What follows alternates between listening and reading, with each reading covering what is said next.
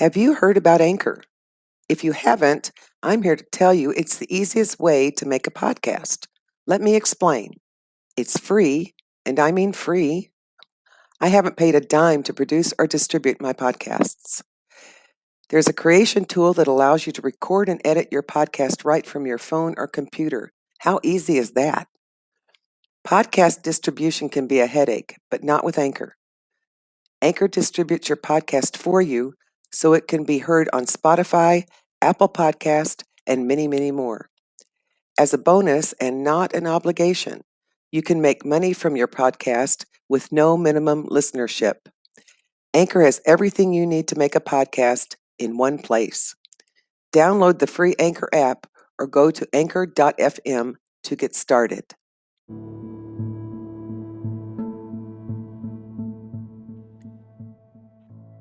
Welcome to Real Ghost Chatter. I'm Marianne Paul, America's Lady of Supernatural Thrillers. Today our guest is Lori. Lori is an aide in an English as a second language class. She works with students from many different countries and she loves her job. She also owns LRW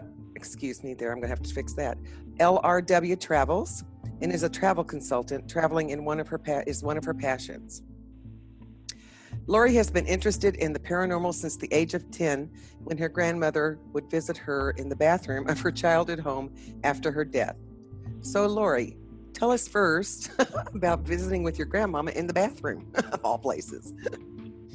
Well, my grandmother died when I was about 10, and we weren't super close because I lived in Okinawa as a child, and she lived in Tennessee and had never left the state of Tennessee. But I was living in California when she died. And after she died, I noticed that when I went to the restroom, the bathroom would smell like my grandmother. And it took a couple of visits for me to connect that scent to her. But when I did, I found it really very comforting. To me, it just felt like she was kind of letting me know that she hadn't completely left. And she was there kind of keeping an eye on me. That also made me kind of want to watch what I was doing because she was watching what I was doing. So I should probably behave myself. That makes perfect sense for a 10-year-old especially. Yeah. How did you react when did you get scared, or what was your reaction to knowing that she was there? It was comforting. There wasn't any scariness to it at all. That's wonderful. I was just kind of glad she was there. So you smelled her, which is definitely one of the supernatural paranormal experiences people have. But you didn't see her? No, I didn't see her. Interesting. But I knew she was there. Interesting. And how long did that go on? I would say probably 4 to 6 months. That is really amazing. Not only that, what a comfort for a small child to know someone is watching over her from the other side. It was very, very comforting.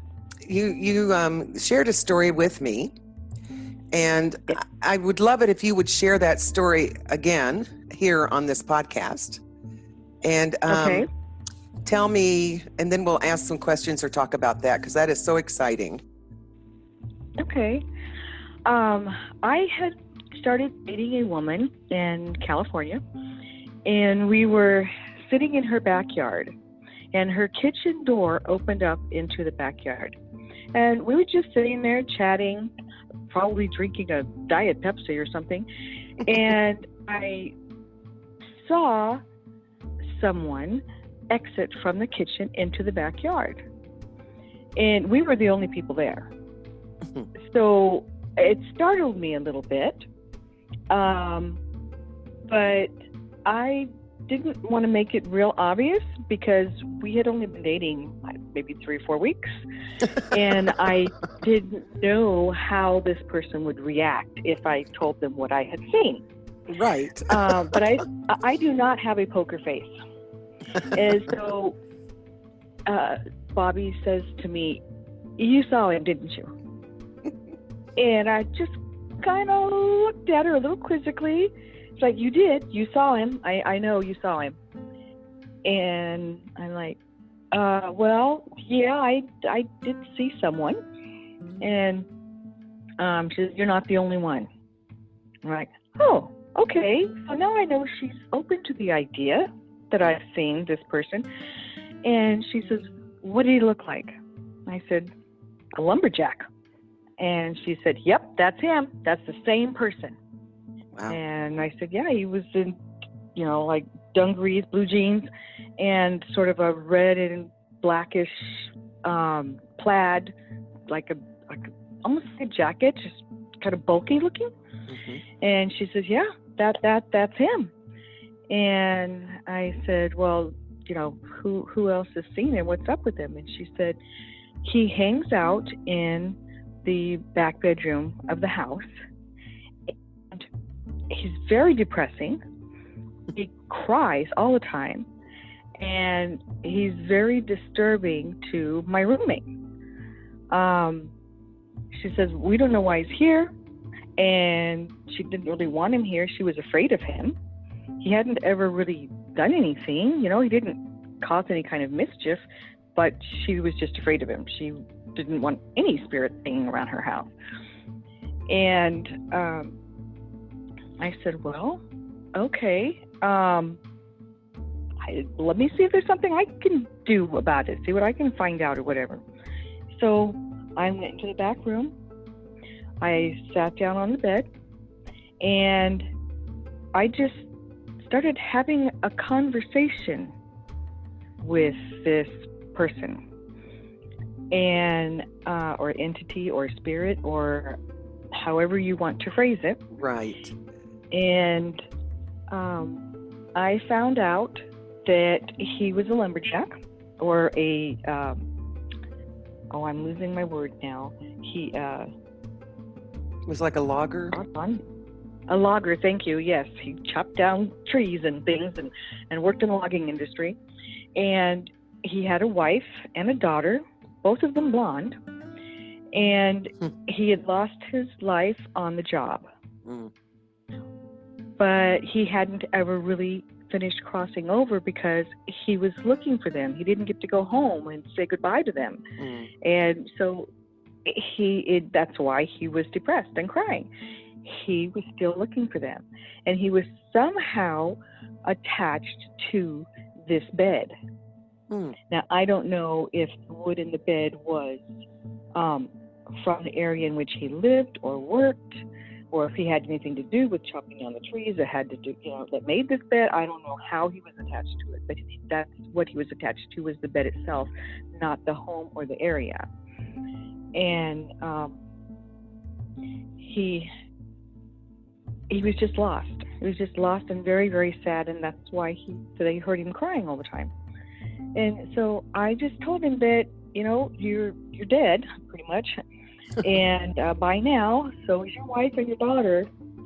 And the only way you're going to find them and see them again is if you complete the process of crossing over. Then you can find them. Right. But you've got to do that. If you hang around here, you're never going to see them again. And he said goodbye, and I said goodbye, and nobody heard him again or saw him again. So. Wow. Now, you also told me that you found out his name was Jackson, and he lived in Missouri. Exactly. But you were not in Missouri when you met him. No, this was in California. He was from Missouri. And the wood was obviously Jackson. Yeah. That is really. And I don't know if his first name or last name was Jackson. Right. He just said Jackson. Could be either. And so, and he was gone, and you never saw him again, and neither did your friends, obviously. No. That's wonderful to know that you could help somebody. Yeah, and I had not ever done anything like that before. I just sort of went in there and did what felt naturally to me, and that was the result. I did end up living in that house for several years. Wow. And yeah, he was not ever there again. So obviously your first date worked out? Yes, it did. That's good. There was another entity in that house. Wow. And we didn't speak of this, you and I, before. Right. It was an elderly woman. Mm-hmm. And the first time that I saw her, I was walking down the hallway, and I saw her sitting in the living room on the sofa. And I just looked over, and she was sitting there, and I just continued on and went back to bed. But she liked playing with the kids' toys. Then the children did not show up until sometime later. We ended up adopting them. Mm-hmm. Another long story. Mm-hmm. But I had seen her a couple of times since then. Sometimes I'd be sitting on the sofa and I would see her in the mirror. I would see her walking down the hallway. And she didn't bother anybody, she wasn't mournful. She was just there. But after the children showed up, you would hear her at night playing with their electronic toys. Oh, dear. And two of them in particular, one of them was one of those things that you would push it or pull the string and it would say, A is for apple and C is for cat. And the first time that happened, I was up and out of bed. Those kids were supposed to be asleep. They had school the next morning.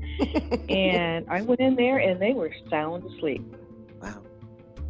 And the toy was playing. And it's the grandma, the old lady. And then another toy that she liked was a little car, and its lights would flash on, and it would make a little beeping sound, and it would do that when I was walking down the hall to go to the bathroom. And it would do, and the kids were asleep. There's nobody around it, but it would do that little, do its little thing. So did you have to cross her over too? I didn't. I liked her. Uh-huh. I liked her presence, and I liked her presence around the kids. Mm-hmm. And maybe that had something to do with my grandma being there for me when I was little. I don't know. Maybe, yeah. These two were much younger. They were, let's see, when they came to see us, they were 2 and 3. Mm-hmm. But she was such a good presence in that room with them. I just let her stay. Oh, and so she never caused any trouble or threats. She was just there, and she enjoyed the toys, which I find interesting. Yeah, she just played with the toys. It never woke the kids up. Woke me up in the middle of the night, but they slept through everything. So. Well, isn't that the truth with children anyway? So, yeah. I'm glad it didn't. It would have scared them had they woke up. So it's a good thing that they didn't. Yeah. Now, did they ever see her, the little ones? If they did, they didn't voice it. Huh, interesting. They never said anything about it. Well, it makes sense. Some people can see and some people can't. You know how that is. And so I know that I've had experiences, but people have been sitting right beside me and not had that same experience. So I did think, I don't know if this is a curse or a blessing sometimes, but I do know it sure makes for a really interesting life in a conversation. Yes, it does. My other question to you would be, what advice would you give to a person having their first encounter, especially somebody who's like a skeptic and will think they're nuts, right? Because this is what people are first going to think, that they're absolutely crazy and they need to check in to the, the psych ward. Oh, wow. Okay. Well, I would discount that right away because I've had way too many experiences. Me too. Right. Even, that person that's all that. scientific, that one, the one that says there's no such thing as ghosts. That's the person I wonder what we would give advice to. Well, there is. That's all I can tell you. I can't scientifically prove it to you myself. I can only tell you the things that have happened to me on more than one occasion. That house had 2. I've lived in an apartment that had a spirit in it. I lived in a house in a different town up in Tehachapi, and I think there was at least 2 there. I don't know exactly how many, but there were several things that they used to do around the house. And then I remember just being in a cemetery up in Lake Isabella one time, and there was nobody around, just me, my girlfriend, and all of a sudden I hear a very old man singing like that "Get Along Little Doggy" song. Oh, yes. Okay, yeah. And I don't know the words to it, so I can't possibly sing it for you. But he's singing that, and I could see him in my mind. I could see him sitting by a campfire with his little tin cup over this fire. And I looked over at my girlfriend, who was several rows away from me, and she looked at me and she said, "You heard that, didn't you?" And I'm like, "Yeah." An old man was singing. She said, "Yeah, getting along something." I said, "Get along, little doggy." "Yeah." And that was one of the first times, or in one of the few times, that I had a shared experience. I might have thought, okay, that was a little nutty. You're in a graveyard and you're hearing this, person singing, and there's nobody here, Lori, especially not some little old man by a campfire. If someone else hadn't been there and heard it with me. That is, I think we all feel that way if we, sometimes, because I was in a restaurant and this happened to me, and it's purportedly haunted, but the first time I was there, nothing ever happened to me. The second time I went in with my husband and my son, they set us in a different room, and lo and behold, I was having experiences. And my husband and my son could not hear it was loud knocking on one side of the wall. I mean, just kept knocking, and I'm like, "Can you guys hear that?" And they were no. And then I heard someone speaking to me, and I thought it was one of them, and they're looking at me like, Mom's lost it. So literally, it's good to have a shared experience. But even if you don't, I truly know that I was experiencing something, and I checked it with other people, and they said, yes, that's exactly what can happen, with some experts. And when you're having any experiences whatsoever like that, they used to put you right away. They really did. When I was growing up, you were just crazy and got put away. And I'm so grateful we live now where we do. And people are open to the idea that, we can't always see what's going on around us. It's amazing how many people have had experiences like this. I have had conversations with nearly everyone I've ever met, and almost everybody has an experience to share. And if they don't, then a family member or a really close friend does. Exactly. But yet it was something not talked about until the recent couple of decades, and it was not accepted. It's still not totally accepted, but it is more accepted than it has been. And I'm so grateful for that, because I think we all need to share these experiences with each other, because it helps for us to understand there are good people that have passed away. Some have gone on and some have not. And there are also some bad ones. But what you've experienced is being able to help somebody who was a person. I don't see them as a ghost. I see them as a person. Oh my goodness.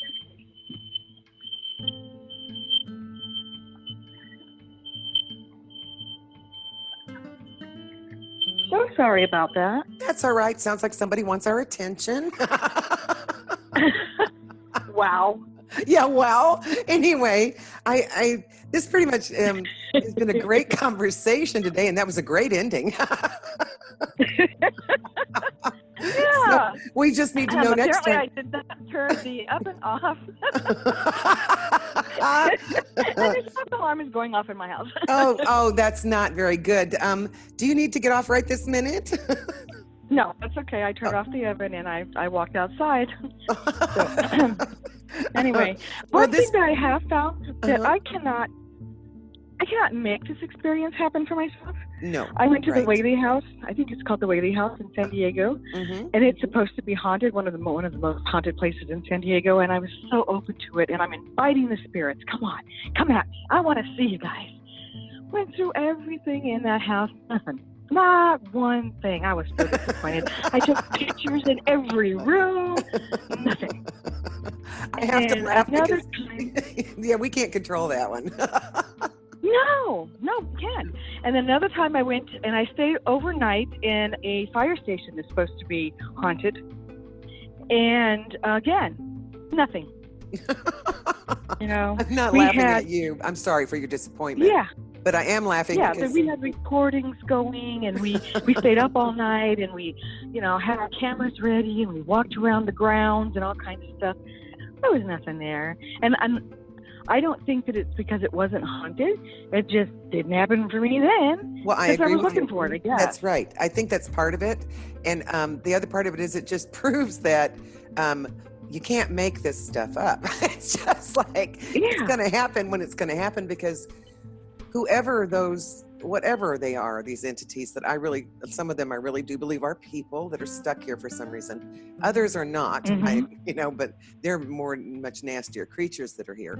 But literally, I believe that we just need to we can't make them do what we want them to do or make it happen, because it's not us that's doing it. Yeah.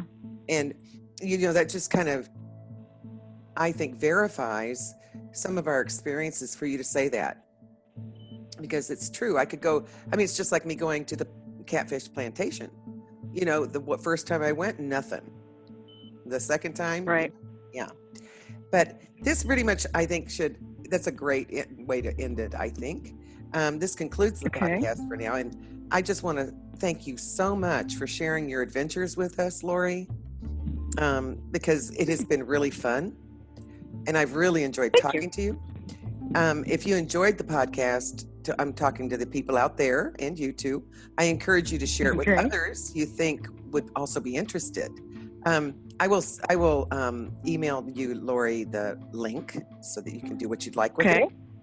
And if you'd like to know more about me, you can go to mariannepaul.com or authormasterminds.com/Mary-Ann-Paul, and it's spelled P-O-L-L. Until next time, as my Irish grandma would say, may the wind always be at your back, the sun on your face, and the good Lord take a liking to you. Thank you for listening.